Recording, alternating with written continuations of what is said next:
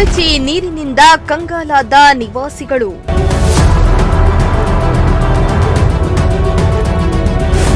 ಚರಂಡಿ ನೀರು ಮನೆಗಳಿಗೆ ನುಗ್ಗಿ ಜನರ ಪರದಾಟ.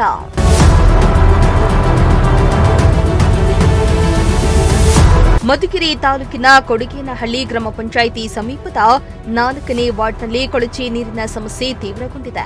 ಚರಂಡಿಗಳು ತುಂಬಿ ತುಳುಕ್ತಾ ಇರುವ ಪರಿಣಾಮ ಕೊಳಚೆ ನೀರು ರಸ್ತೆ ಮೇಲೆ ಹರಿದು ನೇರವಾಗಿ ಮನೆಗಳಿಗೆ ನುಗ್ತಾ ಇದ್ದು ಸ್ಥಳೀಯ ಅಧಿಕಾರಿಗಳ ವಿರುದ್ಧ ತೀವ್ರ ಆಕ್ರೋಶವನ್ನ ಹೊರಹಾಕಿದ್ದಾರೆ.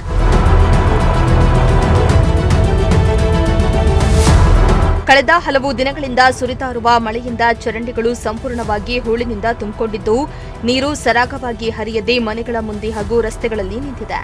ಕೆಲವೊಮ್ಮೆ ಮನೆಗಳಿಗೆ ಈ ಕೊಳಚೆ ನೀರು ನುಗ್ತಾ ಇದ್ದು ವಿಪರೀತ ದುರ್ವಾಸನೆ ಬರ್ತಾ ಇದೆ.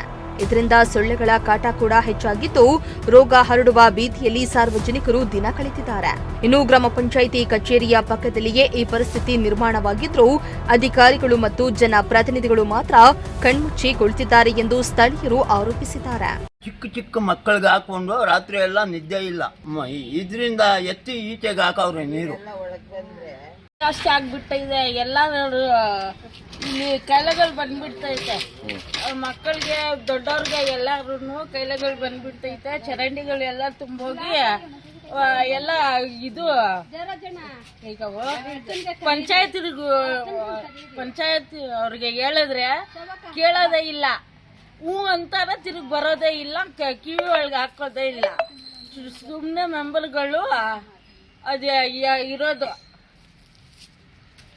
ನಮ್ಗೆ ಓಟ್ ಹಾಕ್ರಿ ಅಂತ ಬರ್ತಾರೆ, ಎಲ್ಲರಿಗೂ ಇದು ಮಾಡೋದೇ ಇಲ್ಲ. ಎಲ್ಲ ಬ್ಲಾಕ್ ಆಗ್ಬಿಟ್ಟವೆ, ಮನೆಗೆ ನುಗ್ತಾ ಇದ್ದಾವೆ, ಎಲ್ಲ ಗಲೀಜು ವಾಸನೆ ಬರ್ತವೆ. ಊಟ ಮಾಡಕ್ಕಾಗಲ್ಲ ಮನೆ ಒಳಗೆ, ಹಂಗ್ ವಾಸನೆ ಬರ್ತೈತೆ. ಒಂದು ವರ್ಷ ಆಗೈತೆ ಚರಂಡಿ ಎತ್ರಿ ಅಂದ್ರೆ ನಮ್ಗೆ ಸಮಗ್ಲು ಕೊಟ್ಟಿಲ್ಲ ಅಂತಾರೆ. ಏನ್ ಮಾಡೋದು? ಎಲ್ಲ ನೋಡಿ ಹೆಂಗ್ ಇದಾವೆ ಚರಂಡಿ ನೀರ್ಗೆ, ಹೆಂಗಂದ್ರೆ ಹಂಗೆ ಹುಳುಗಳು ಮನೆಗೆ ಬರ್ತಾವೆ. ಎಲ್ಲ ನೀರ್ ಬಂದ್ಬಿಟ್ಟವೆ, ಒಳಗಡೆ ಎಲ್ಲ ನೀರ್ ಬಂದ್ಬಿಟ್ಟವೆ, ಮನೆ ಒಳಗಡೆನೆ ಬಂದ್ಬಿಟ್ಟವೆ ಚರಂಡಿ ನೀರು. ಏನ್ ಮಾಡೋದು? ಎತ್ತೆತ್ತಿ ಒಯ್ದ್ವಿ. ಪಂಚಾಯತ್ ಹೇಳೋಣ ಅಂತ ಅಂದ್ಬಿಟ್ಟು ಹೋಗೋಣ ಅಂತ ಇದ್ದೀವಿ. ಅಷ್ಟೊತ್ತಿಗೆ ನಿಮ್ಗೆ ಹೇಳ್ತಾ ಇದ್ದೀವಿ, ಗೆದ್ದಿರೋರು ಇಲ್ಲ ನಮ್ಗೆ ಆಗೋಗೈತೆ ಟೈಮ್ ಅಂತ ಹೇಳ್ತಾ ಇದ್ದಾರೆ. ಇನ್ನು ಆದಷ್ಟು ಬೇಗನೆ ಸಂಬಂಧಪಟ್ಟ ಅಧಿಕಾರಿಗಳು ಎಚ್ಚೆತ್ತುಕೊಂಡು ಚರಂಡಿ ಹೂಳು ತೆರವುಗೊಳಿಸಿ ಕೊಳಚೆ ನೀರು ಸರಾಗವಾಗಿ ಹೋಗಲು ವ್ಯವಸ್ಥೆಯನ್ನ ಮಾಡಬೇಕು.